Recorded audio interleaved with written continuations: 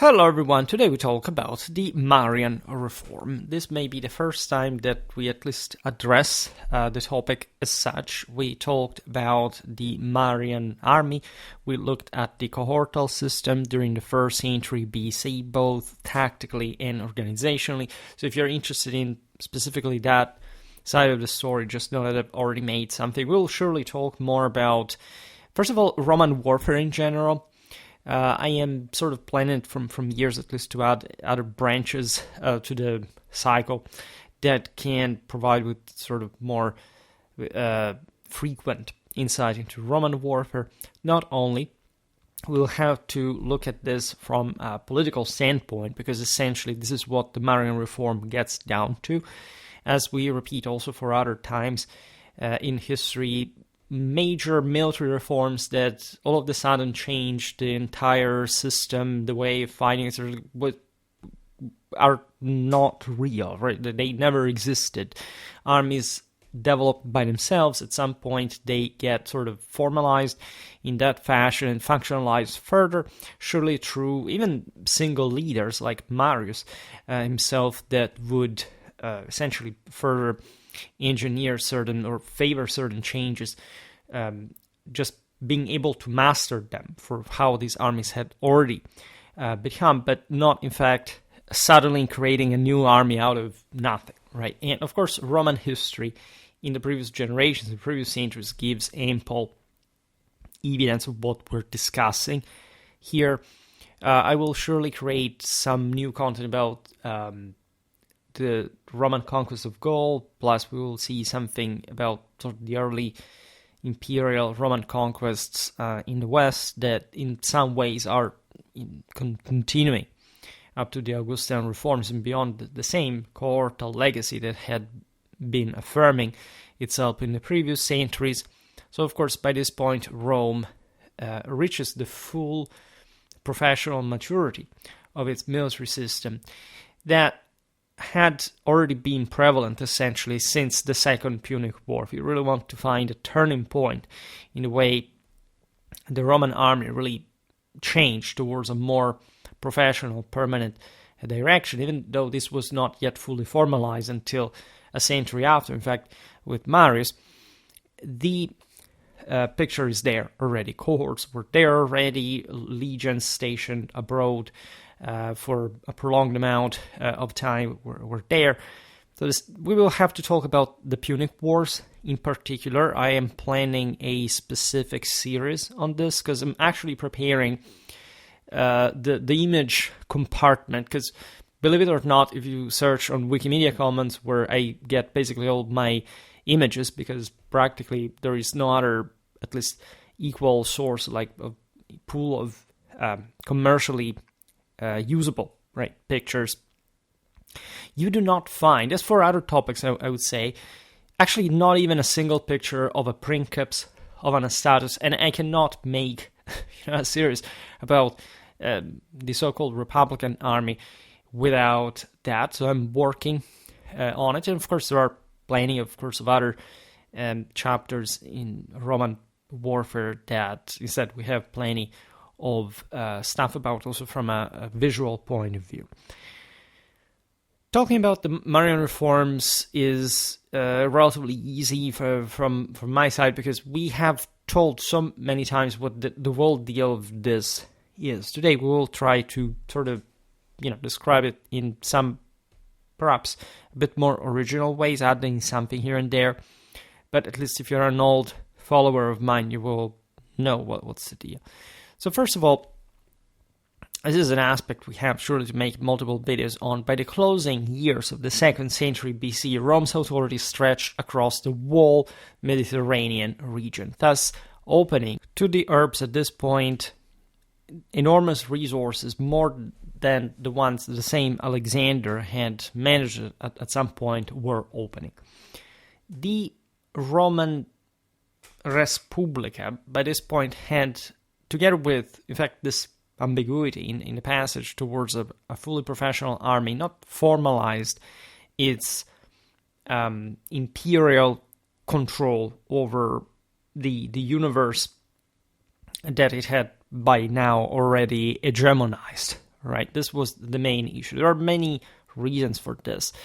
In part, the Mediterranean, what Rome already controlled, directly or indirectly, had been enough for the Res Publica to flourish,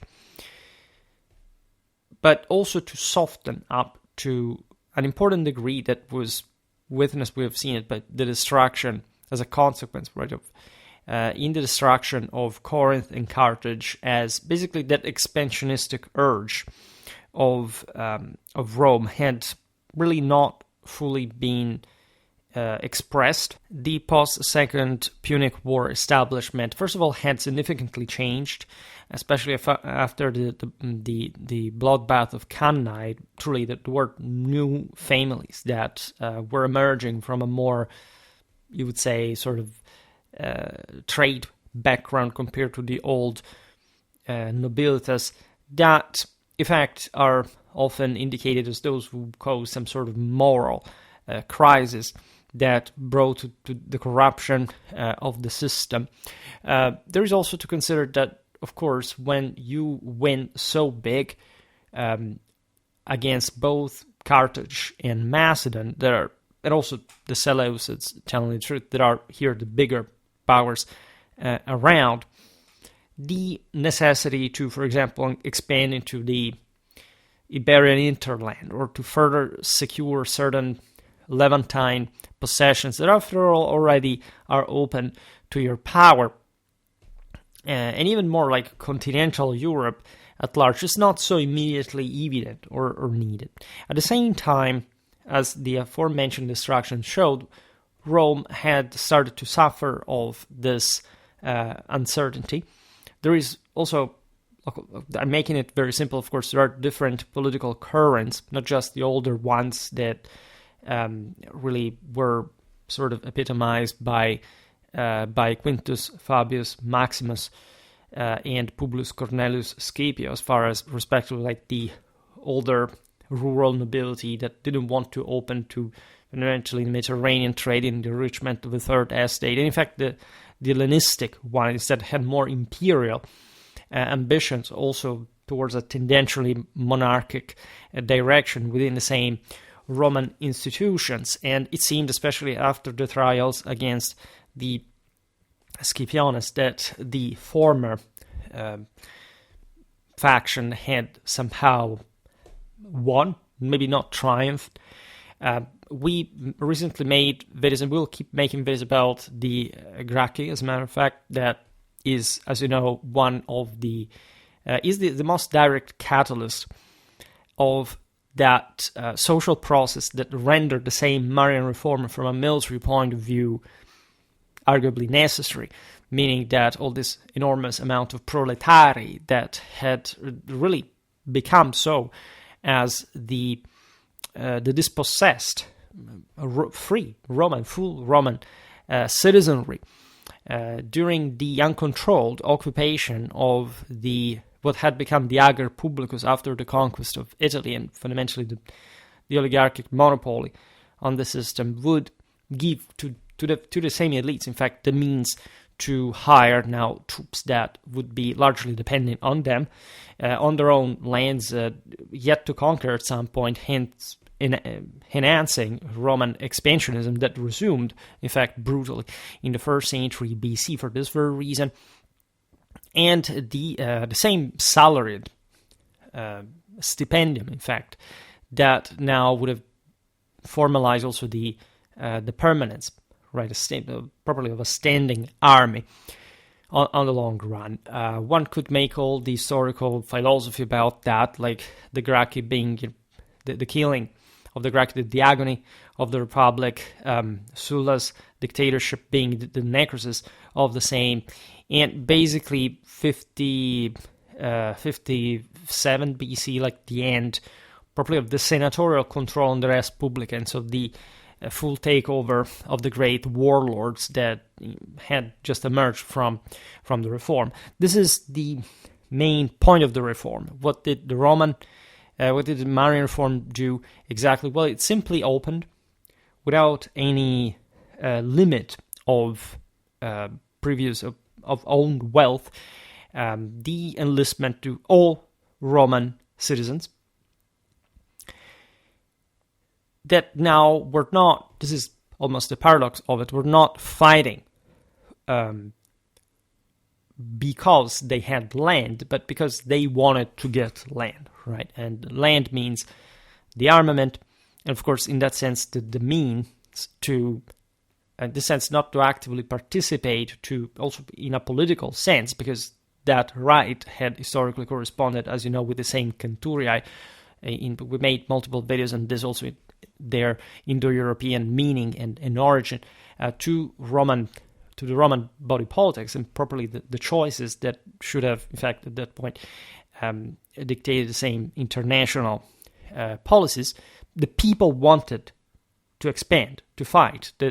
Rome had emerged as a great power exactly from that promise that the elite had given to the people, that finally had obtained that right to bear arms together with the plebeian magistracies back in the day, etc.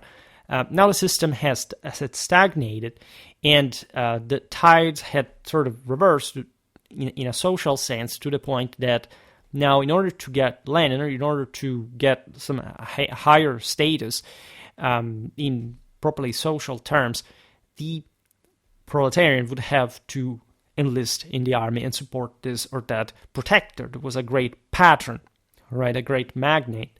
In fact, a warlord, thanks to these. At the end of the day, yes, publicly through the Senate, through the Roman government, but de facto privately recruited army, because largely this was funded by the same estates that the same nobility had and played it with in the game politically and militarily. So that's all we never really made too many videos about the 1st century BC. There are, but we haven't passed through crucial moments like, we will talk about the social war, for example. It was tied in with this. We'll have to talk about the servile wars because, if I talk Spartacus, most people think about, I don't know, gladiators, the slaves, rebellion. As a matter of fact, it was more like a social revolt. It was actually moved by Roman citizens, dispossessed. They were still, however, put down. It's interesting in a broader political sense, and eventually, blossoming at least as this legionary force in the 1st century BC under the great warlords of the era and Caesar, Augustus. So with the refoundation of probably a golden age based on that sense of Roman citizenry, although with very different, tendentially monarchic directions at the top level. I made lots of videos about the Augustan era. That is true. I'm relatively satisfied by that, even though it's such a huge topic that would never really be satisfying. But we talk about the army. We talk about how Augustus dealt with the huge issue of also the compensation of the veterans. That, as we said before, passed through essentially the acquisition of new land, whether confiscated to other Roman citizens during the civil wars or properly conquered from other peoples like the Gallic ones during the same adoptional connection, say, between Caesar and Augustus in availability. And these weren't easy problems to solve at all. There is still a relatively delicate balance in all of this. So there is also an operational strategic history that would be too complicated to do, at least, especially in the latter aspect, because it pertains to the political history of various regions, of various peoples, different polities that Rome, one and another ended up to take over. We have seen enough about the eastern provinces already. I had a couple of years ago, I made a series about that I eventually interrupted, but I'm planning to resume, about all the Roman provinces during the first centuries of, say, from the conquest to the 3rd century AD, basically. For instance, we saw Egypt, which is kind of the best example of sort of a decadent, corrupt, heavily indebted system that we started discussing along that pattern, even in the video about the Ptolemaic army organization, because it started from a long time before, and how it came to be essentially a Roman protectorate up to the conquest that happened basically in Caesar's times. The same could be that we didn't talk about Syria, but okay, we'll talk more about the Seleucids. Some of you have asked me about Battle of Magnesia. In general, I talked about the Roman sort of diadochoi confrontation from a strictly military and even tactical point of view.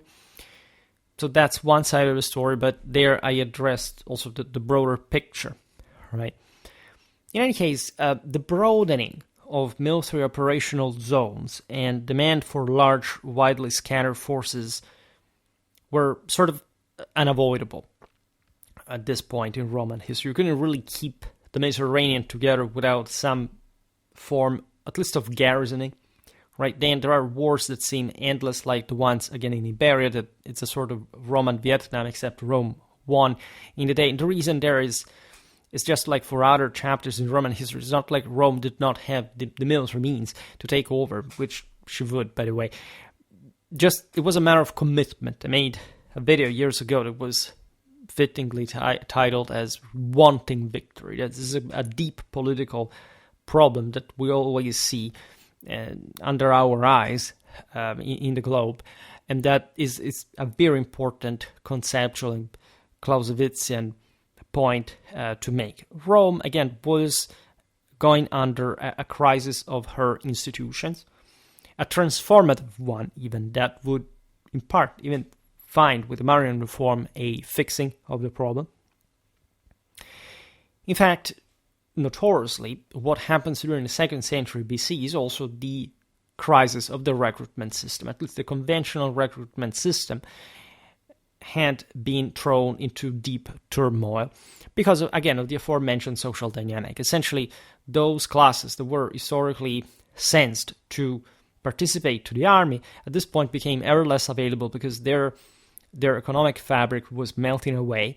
And there had been pretty severe issues like, tribunes even coming to physically stop consuls, at least before the sacrosanctitas of the tribunes was prohibited, as the commanders went literally into the countryside to strip them of the peasants that were trying to escape the military service at that point, because they barely had anything. They were simply pressed into new armies to be sent overseas, like to Spain, to other places, witnessing the collapse of that civic duty that it's not like the Romans had really lost in their self-awareness of God's chosen people destined to take over the world, but that that from a governmental point of view was not really enhanced, right, to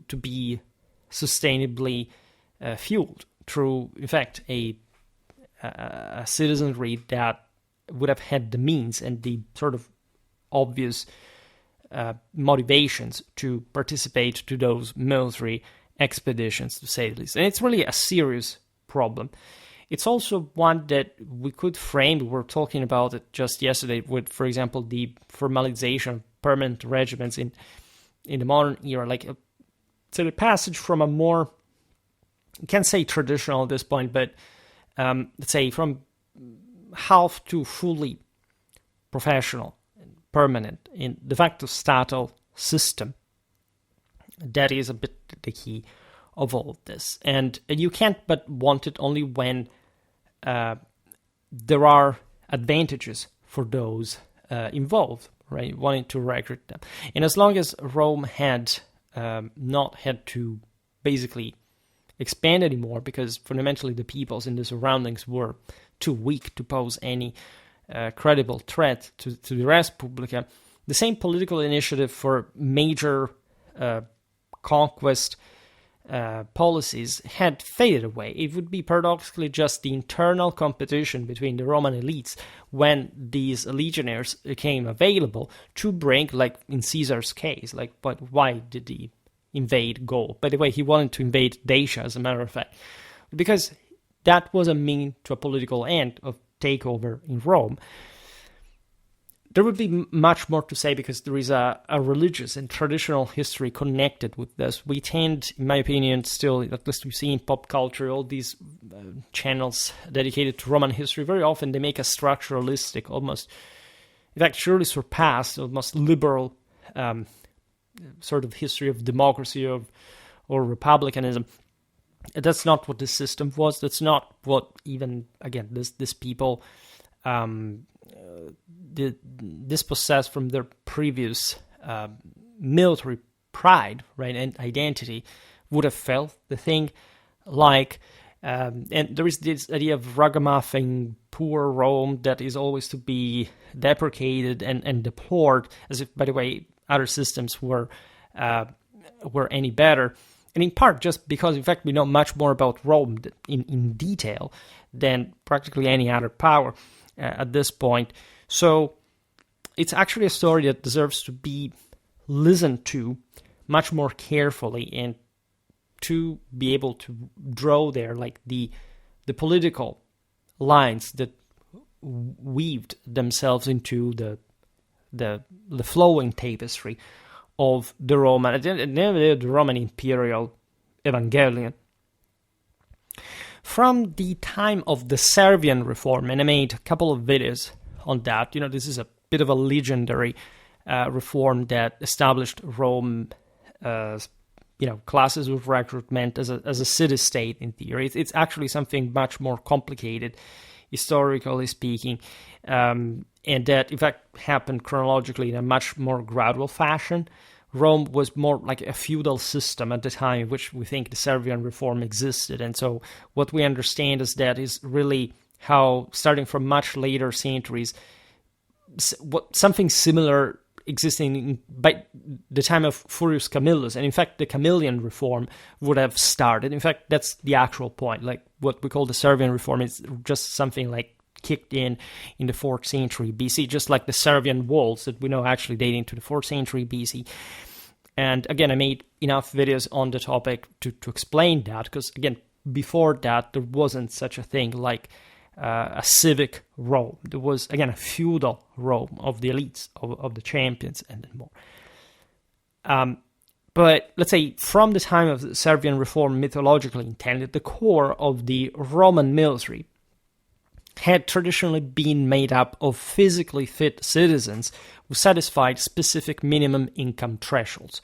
Why? Because these men were believed just to participate to the army in virtue of their own, of the privilege, first of all, this entailed, because freedom in arms equate to religious nobility in the Indo-European world. We've seen other peoples, like including the Diadochoi, would describe, for example, the Roman Senate as a council of kings rather than some kind of city-state of sort, because of still like the primitively original sense of actually warriorhood living in the veins, in the deepest veins of Roman culture. I explained this in the video about Pyrrhus, because this happened during the embassy of Kineas to the Urbs. Theoretically, the army was called up only in times of need, with legions dissolved once a war ended, right? And the notion actually is that in Camillian times, the reform that we see as Servian already established what is commonly attributed just to Marius in hearsay talk. That is to say, from Marian times onwards, the Roman legionary began to receive a pay. Telling the truth, the Roman legionary began to receive a pay ever since the siege of Veii. The reason being that obviously a system that had previously not had the means even to expand too far, for some tens of kilometers from Rome, could have not even just provided the means that would have been in fact provided by the same nobiliar clans and the retinues that the individual noblemen had in that context. The siege of Veii was a big deal. It lasted long, so more than the ordinary. That's the moment in which you pass from properly traditional seasonal warfare into some sort of more permanent, semi-permanent direction. And it's at that point, in fact, that the Roman soldiers start, in fact, being paid as a compensation. In nature, the legion says, but even there, which is not so strange, the only truth they would receive some millet, something literally to sustain themselves, as a compensation for the expenses of that service. So in other words, they were actually prepaying their own military service, and they would have been at that point compensated for the same, which is technically something that continued even after the Marian reform. For example, the Roman armament, the legionary equipment, was historically to be eventually returned by the soldier to the state. Right? It was given not as a gift, but something that they had to upkeep and hopefully return in adequate conditions. Otherwise, they should have paid for it. By the way, legionnaires could keep buying their own equipment even when they had a salary, and they actually received, as we'll explain now, part of their own armament, some of which was, however, built in the same castra scattered along the frontier. Because there is a latency time, right? Not even in Marian reforms were sort of public fabrica, as they were called. Like, so these military statal manufacturers for building arms and armor. There were, if anything, privates that were subcontracted the production of arms and armor for the state, would pay a quota for that, and then would provide it to normally the consuls, right? That literally purchased this, as we'll explain now, you understand, had already been done before. That's what happened when the Senate conferred properly the imperium. The aerarium was distributing the resources for literally rising the various legions. There was also a level of private contribution to that. The consuls could simply do it from their own purse, which also made a lot of sense and continued with the great warlords in the 1st century BC. So it really depends, but the notion that up to Marius, of course, the legionnaire was just a guy who, from, I don't know, central Italy, left with his own handcrafted gladius, and I don't know, the cheese that his wife had given to him to sustain himself overseas. Like, of course, it never existed. Like, that already from the 4th century BC, we have evidence of course, that is actually even older, if you consider how even a feudal army would work. We know it from the Middle Ages. There was a level of concentrated supply, right, system of logistics that would provide armies of thousands, tens of thousands with an adequate part of the equipment, save that, of course, some of it would have still, in fact, been provided by the Roman citizenry. It was true that, say, in the 4th century BC, as a princeps, like living in Rome, you would have had your own gladius, your own shields, provided at least by you when the campaign began.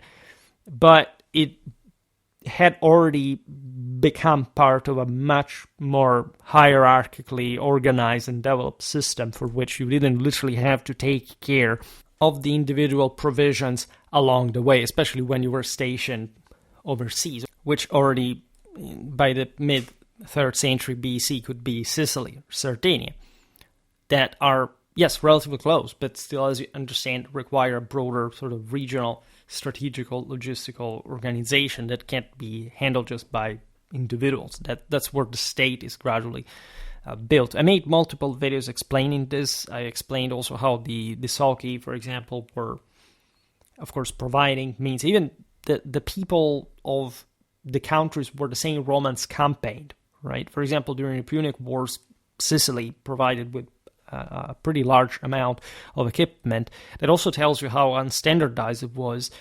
This would continue actually even after Marius. And so also the notion that everything was alike, that we think that now there was a uniformed armament. It's not uniform in the way we intend. It's uniform in the basic sense by which every European and Mediterranean sedentary people went at war with an oval shield. With the Romans here, being richer, having, I don't know, more evenly distributed, for example, chain mail or, adequate equipment. It could be surely more homogeneous, more uniform by those time standards, but not quite literally the same thing. We're saying the same type of weapons, the same type of armament in general, but with major differences in styles, in fashion, in availability, just also numerically speaking, and the possibility of course, altering it in the same way, because people think that mostly warfare is about technology. It's not, right? It's about the essentials, the fundamentals of what you have in a unit, how it's trained, how it's disciplined and led and just spirited and more. Like the material aspect is really secondary to it. And I think that the Romans proved it also pretty well. Already legions, by the way, had been stationed for years overseas, not just during active campaigns, but just as garrison forces. This was obviously needed. For example, the same birth of the cohort doesn't owe much to any specific tactical purpose. People like to explain you how the maniple and the cohort were, about which, by the way, we know practically nothing.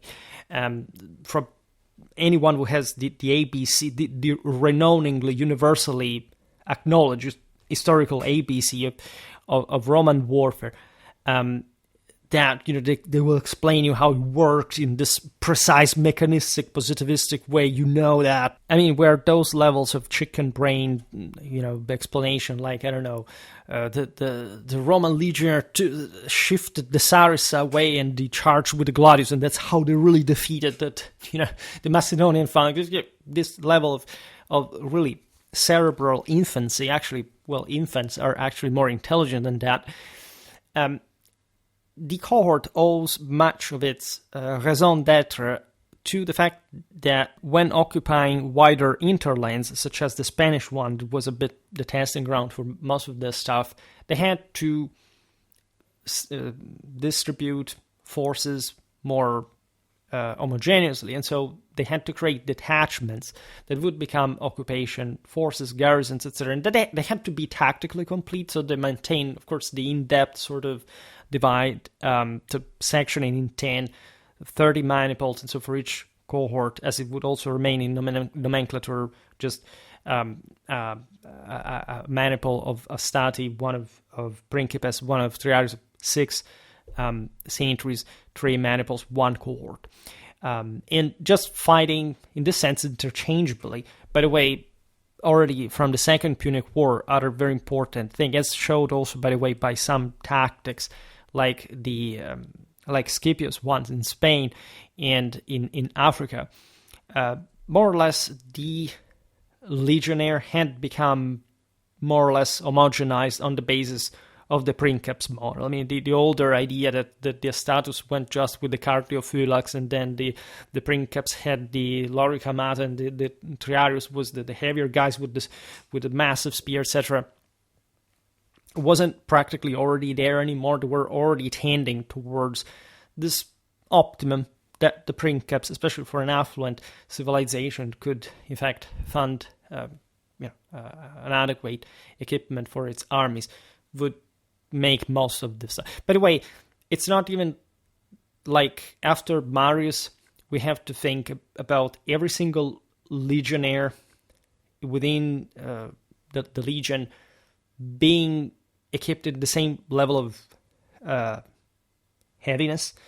We do not actually know much about that. We think not just that there were certain cohorts that were better armed than others, but that also within the cohort, within the same ranks of the individual maniples, centuries, for example, the front ranks would be tendentially better armed. This is typical practically in every army that we know of, so we don't understand why this shouldn't be the case also for the Roman one, because it's really a matter of tactical obviousness. Like the first ranks are, if anything, composed by the better men, and so they are more capable, they need the better protection because they know also how to offend more the other guys behind that live in the contubernium with him. So this this small platoon that would deploy likely in a row within the Centuria would just follow the guy in front of him that had to be the file opener, was the toughest guy.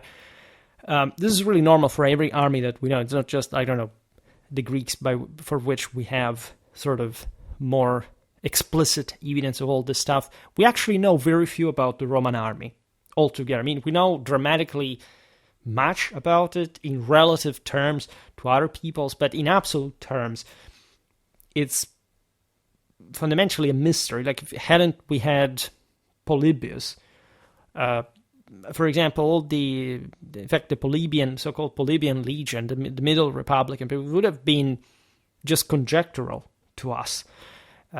Also, Caesar, as you know, that doesn't even indulge too much in technicalities about, for example, it's a broader array of the legions, for example, but the smaller unit tactics are either they're very, I don't know, they're focused on the centurions, on certain, they give you certain hints about the world, but of course, as a Roman, he had a much more feudal and warlike mentality, not a more rational, analytic one like a Hellene, right? So then we have Vegetius for, much later times, and it's really not that overwhelming amount of information. Of course, there are lots of other sources, but they are even more unspecific in the kind of information they can provide us. Of course, we know a lot, but also the Roman army was just the prototype of a regular professional force by this point, with, by the way, an extraordinary cultural background in terms of moral force and sheer resolve and will to power. That is what, at the end of the day, literally made this city conquer the world, for all those who say that the Romans were inexplicably. If you read, for some reason, those forums from the beginning of the 10s of the 21st century, for some reason there is this mental illness / conspiracy theory that not just, of course, the Romans have made up all history, and of course for some unexplained reason they conquered everything anyway, but that they did so, because that's the point, by throwing legionnaires at peoples, right? And they were always numerically superior, or, they were cheap, they were trash, they didn't eat fat and proteins, because, only, the great warriors of, this terribly developed military powers that for some reason, lost who knows what, because they were meek or they were stupid, I don't know. That's the only reason, if you make up a history. Of course, you were talking a real history instead, and so, of course, study Roman history, study their campaigns, see how war is waged, which is not this mental illness mostly made up from video games and self-referential ethno-narcissism and fundamental lack of testosterone, because that's what it gets down to in terms of personal, cultural, and moral inferiority. In any case, when you look at the might of the Roman army, you cannot avoid to realize, in fact, how much had been held back given the premises of Romanity in its radical Indo-European universal fulfillment through, in fact, the 2nd century BC crisis of recruitment, and how much the Romans accomplished, including, taking over the entirety of Gaul in 8 years for good, right? Just for the record, also the average Gallic peasant ate something very similar to what the Italic one did, and if there were noblemen who had a sort of more proteic or fat diet, this were just an elite, and it's not just that makes you big, like it's genes, it's how you've been selected in societies that in that way had actually even lost, the more sort of oligarchic they were, that kind of down the line warrior backbone. And in fact, the Roman style professional force was much tougher in the merit of the individual soldiers than the average levy peasant that fundamentally those armies pretty much all across Central Europe fought with. So these are also issues that we will see, because again, I planned on talking about the conquest of Gaul and of Britain, soon. We'll surely talk about something more about the Germans, because that's really important. But, there are the wars in Iberia that are pretty underrated. One in the Pannonian, say on the middle Danube, that I've always found to be dramatically underrated. And not only. There are, of course, the same Roman civil wars and beyond. So, this is the point. The Romans need troops stationed in newly won territories if they want to maintain them to begin with. And again, they were kind of obliged because there wasn't a valid reason to do. There wasn't an overwhelming power trying to push them out. And so, alongside the incessant wars, the Republic was compelled to wage on multiple fronts, rendering this approach less common. The length of service a citizen had to fulfill effectively became open-ended. Such conditions were bearable only for individuals who, without land or financial stakes to oversee, were prepared to make soldiering their livelihood. So, of course, since the Second Punic War, practically the average Roman soldier isn't much, just a guy that eventually comes back home plowing his fields and then being ready to join yet another campaign. There is an increasingly stark divide between those few that can, and that are also belonging to other orders, for example, the knights, the equites, whereas the average Roman citizen is actually impoverishing himself to the point that either remains ever just maintained by the army that, as we've seen, would have already provided some degree of food, of salary, etc., or just they would have tried to escape the military service, would have not even tried to join it.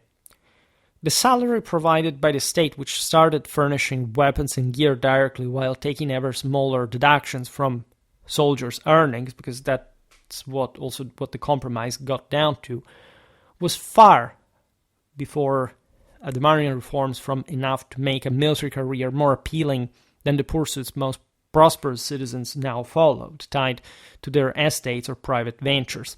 If you, for example, ended up in one of their clienteles, you would have at that point maybe been more protected, even from the levy for the mandatory military service, than again someone who didn't really have much protection, and that in fact would have, just by the lack of resources,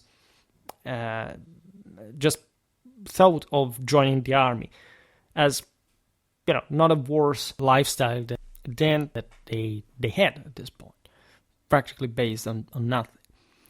Instances of dodging the draft and bribing officials for exemptions soared to troubling heights, because again, on one side, people try to escape it, and their masters also sort of corrupt officials for that, complicating efforts to enlist competent fighters for extended campaigns in increasingly distant regions where opportunities for loot or lavish rewards were also scarce, given that there wasn't much of a broader strategic offensive, just an initiative given to the enemy.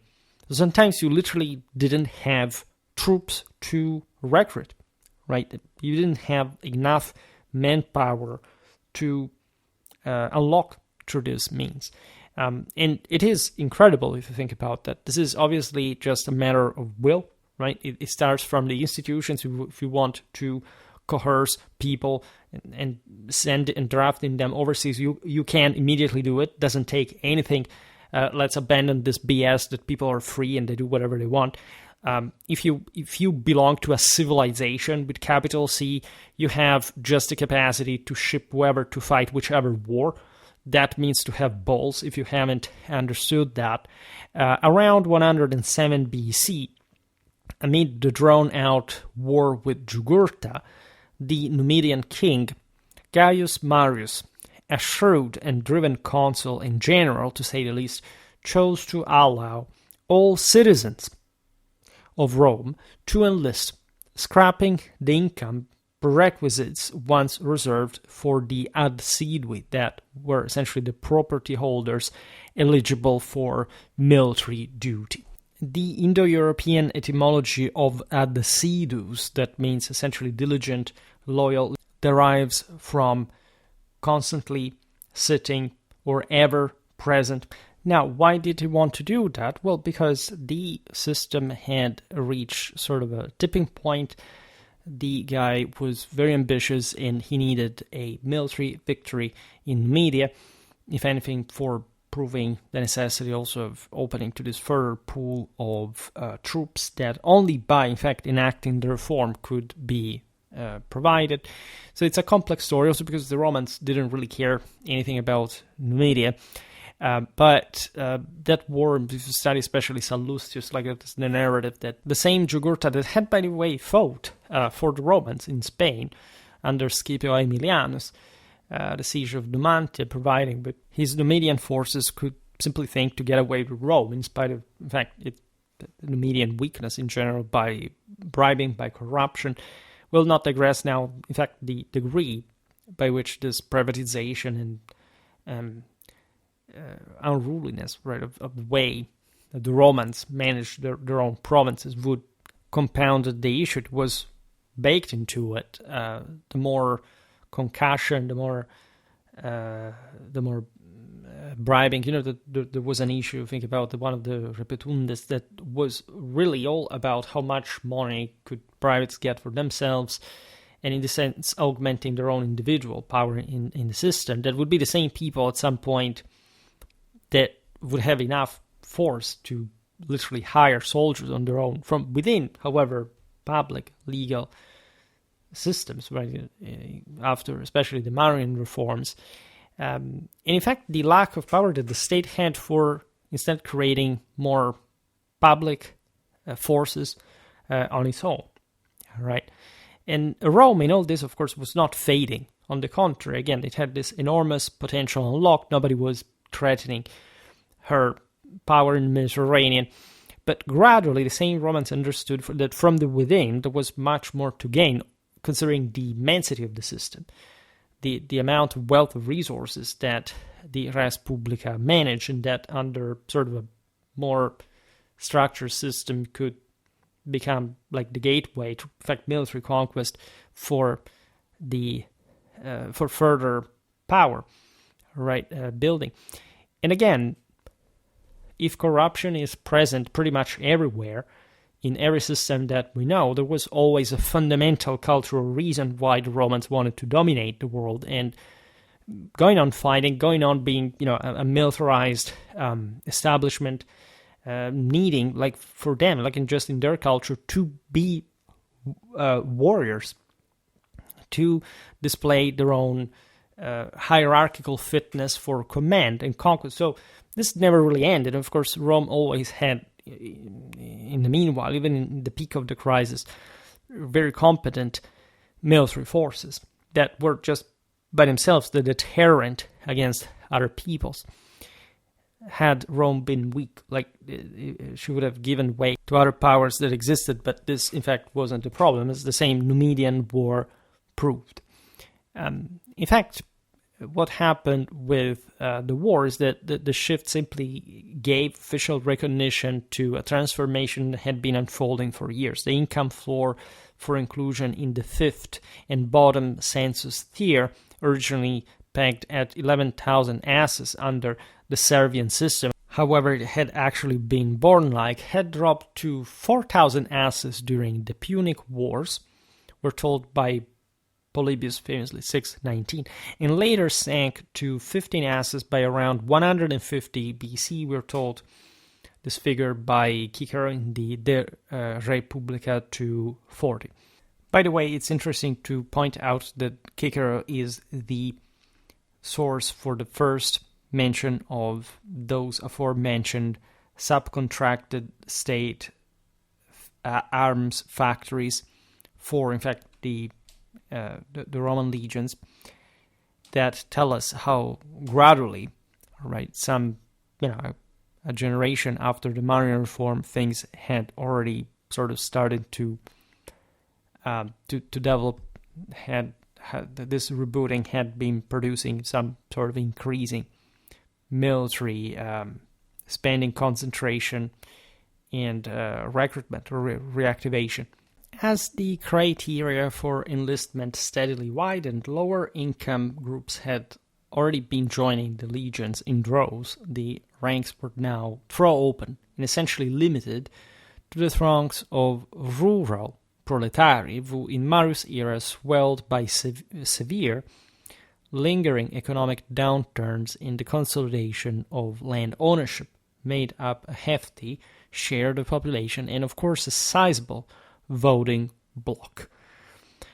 Sallust, in the Bellum Jugurthinum 86, notes, quote, some linked this move to a dearth of wealthier citizens, others to the consul's hunger for power, since these were the very people who had backed and raised him up. And for someone chasing influence, the poorest are the handiest, owning nothing themselves and deeming any gainful act righteous. There was a step that often happens in Western civilization where enlightened elites unlock basically military service for the dispossessed. This can be in some countries, some populations in general that are allowed, right, by the master to essentially go at war, to go for it, to prove what they are, right? They were properly armed, and to get it, and to open to another bright process of expansion, of conquest. This is essentially what happens at this point. It would have been seen as, something by now necessary. Others would have deemed it to be inconsiderate. Say that they will talk more about how the same Marian reform contributed to the dissolution of what we call like the Republican system, but this was already dying, as we were saying before.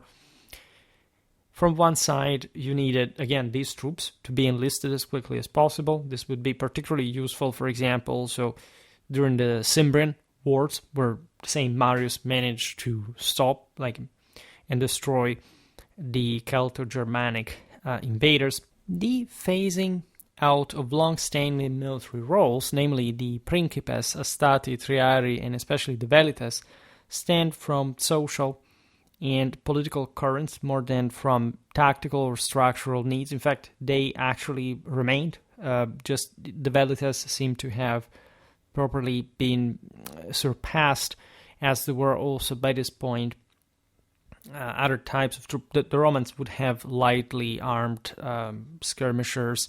The same legionaries could take on that role, by the way, but we know, by the way, that we said before, within the cohorts, still the name distinction between astati, principes, and triari was maintained, and it did constitute some kind of function still that we can't fully grasp, especially considering the increasing homogenization of the legionary infantry, but that was there, as we explained. Regardless, this change mirrored flawlessly the makeup of an evolving social order that had been taking shape for a while, especially again since the Second Punic War. Still, this choice triggered a shift that reached well beyond the unavoidable tweaks to the military framework, deeply altering the bond between the army and the Roman state from then on. Starting at that point, a soldier without property or holdings to tend, and with wages alone offering little allures, so military service as a path to win prizes, bonuses, and battlefield spoils, ultimately as a route to personal wealth, like others that were practically not available anymore. His fate thus became tightly bound to that of his leaders, who in turn depended on these troops as leverage to fuel their political aspirations. You understand why so many civil wars, but also why this fully professional military managed to curb rebellions, to actually expand by conquering other peoples in the meanwhile. So even in some of the most intricately messed up moments of the late Republic, like Rome was actually strengthening and just paving the way for further expansion in the process. Think about what an isolated Lucullus could make against Armenia in the east, or what Sertorius would manage to do against the same Pompey in Spain. So we're looking at, again, chapters we will have to become more familiar with this through Schwerpunkt, where we have never discussed them. That, however, tell you how qualitative this military was becoming. You understand how unavoidably these political aspirations would bring the so-called warlords of the late Republic to take over by clashing ferociously against one another. This ushered in the age of the so-called military, again, warlords/dynasts, a period defined by towering generals and magnetic figures like Marius, Sulla, Pompey, and Caesar. A time that set against the political and social clashes of those years swiftly brought the Republic's downfall and the rise of a new governmental order. I would also like to point out, however, that the Marian reform is not even just an ending point. Armies keep developing. In fact, as we've seen also in the Augustan content, the fully professional and especially permanent Roman military is established only under Augustus, right? Even after Marius, individual legions, regardless of those who would be wiped out during civil wars, etc., would not be technically permanent. Right, were different systems were essentially pushing for maintaining some kind of recognition. Think about the Evocati or any other particular status that was connected to the recognition of a veteran status that could be used as a reserve, right? As reservists that were also particularly trusted, already settled by the warlords in some lands that had been entrusted specifically to them. There would be further colonization, right? The Romans began to do that again. Caesar did that in Carthage as well, in Corinth. That was interesting because it shows how, like in this specific instance, these cities are very symbolical because of that, the reversal of that simple destruction that the Romans had waged against these dissenters, and now they are refounded as Roman cities populated by Roman citizens and, in this sense, legionnaires, right? And so there is a very interesting reversal that we can understand only through political history, not the military one. But the military side of the story, of course, is always inextricably intertwined with this.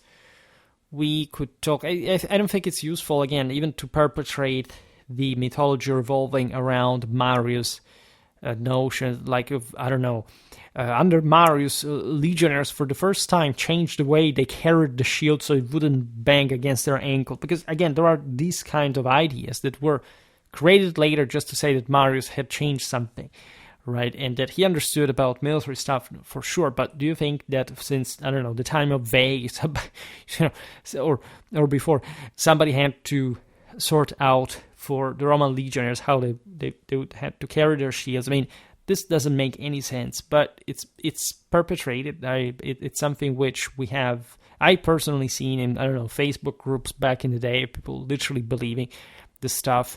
And, confusing a bit whoever was listening, because it says, especially those who think that, they're constantly seeking for authorities in the field to, like fatherly figures or whatever. Of course, Schwerpunkt is the best for that. But aside from it, the sense that, of course, there is a much wider background to this. That, again, it is not simply self-evident, right? This must be explained to some degree, is the reason why we're here, the reason why we're talking about the stuff more extensively than it's usually done, right? You have those, how did the Roman army level up, and you have those thumbnails where the soldier changes armament.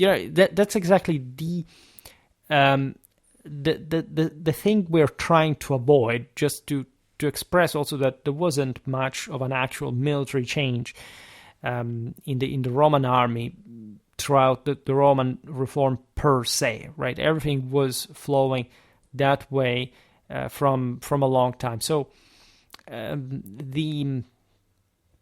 of course, the political direction could have changed, but at the same time, we're looking at a complex system for which it's not just Marius that does stuff, but a more complex reason that sort of brings to this power to be unlocked at the decline of the more concentrated authority, more cohesive one. So again, everything has a reason.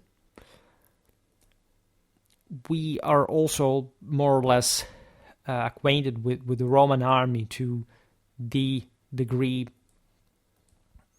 that we know essentially that that gold standard that the Roman military represents to overall does start around the Roman the Marian reforms and also the previous generations. There is more to discuss in the way, especially how the Roman army was supplied also overseas, etc. So those are also not always so clear topics. You hardly find anyone who explains them to you in an accurate and even precise way. Also because we barely have an explanation for that. Like the technicalities must be sort of studied step by step, depending on whatever you have, of course, as a source, but also the interpretation of it, which is not easy. We're looking at systems, by the way, but that were not really much statalistic, like bureaucratized or whatever. So things would work just in ways that the Romans had been managing, as we've seen, from centuries, and so they didn't really need to write things down for. So we're looking at different that there are parallelisms we could draw with some chapters like we have observed for medieval warfare in particular, but there are also specifically different eras, and we have to treat them as such. Then again, we proceeded by probably create some playlist for the centuries BC, respectively. We will surely expand on these topics soon as well. For today, however, I stop it here. I just hope that you enjoyed this video. If you did, please share it. Otherwise, leave a like or subscribe to my channel if you're interested in my upcoming content. As always, I thank you heartily for listening to me. I wish you a nice time and see you next time. Bye.